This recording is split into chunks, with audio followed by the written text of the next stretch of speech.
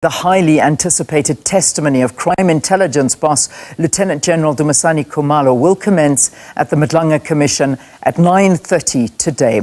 Khumalo is one of the central figures that is expected to assist the Commission in joining the dots on the allegations of criminality, political interference and corruption in the criminal justice system.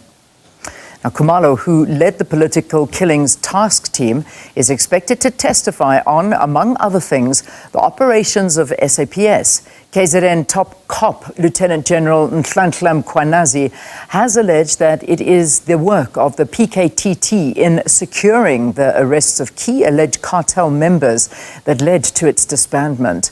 Commission further alleged that Khumalo's July arrest on charges of fraud and corruption was an alleged plot to derail probes into organized crime syndicates. So for more on the Madlanga Commission, we speak to SABC News reporter Canny Maphanga and anchor Ayanda Nyathi. Ayanda, let's begin with you. So a big day today after quite a hectic weekend with some news stories doing the rounds that I think were a bit worrisome for the Commission. Absolutely, and in fact we cannot avoid some of those reports, Leanne. I have no doubt throughout the course of our time here we'll delve into some of those details around Advocate Terry Mutau and the circumstances surrounding the speculation at the very least. But of course the focus today is going to be on Lieutenant General Dumisani Khumalo, a central figure in what we've heard so far insofar as those claims of political interference, criminality and corruption are concerned within the criminal justice system. It's day 8 of this inquiry. He's witness number 5, and my goodness, so much has come out already. Very quickly, let's jump straight into it with our senior reporter Canny Maphanga, who's here. And Canny, we've spent a considerable amount of time trying to at least explain the ecosystem under which the SAPS operates. In that context, help us place Dumisani Khumalo and why today is so important. Good morning to you and to the viewers. So this is quite a central figure in joining the dots regarding these allegations of criminality, political interference and corruption in the criminal justice system.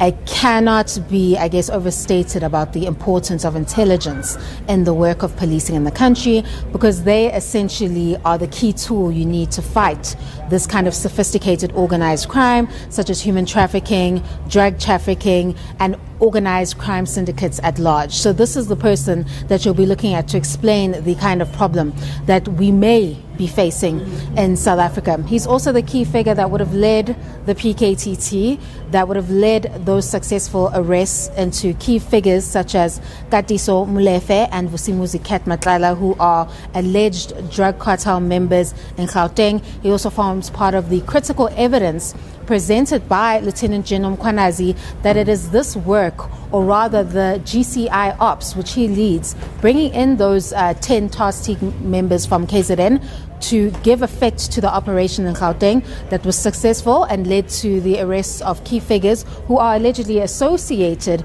with key political figures and business figures with this alleged organized crime syndicate. And then, of course, Mkhwanazi has attributed that to the many challenges that the PKTT has faced, such as its disbandment as a unit within the South African police services. And we've already heard from evidence at least 2 people have stated how important this particular team was in fighting the mandate that it was given. So very, very key information is going to be brought out by Lieutenant General Dumisani Khumalo. Of course, we expect him to delve into the very charges that he's also facing in his department regarding an irregular appointment of Brigadier Mukwele and how that ties in with the alleged organized crime syndicates and the work that they were doing there. This is going to be quite critical information, because he's expected to close the gaps in what we've seen.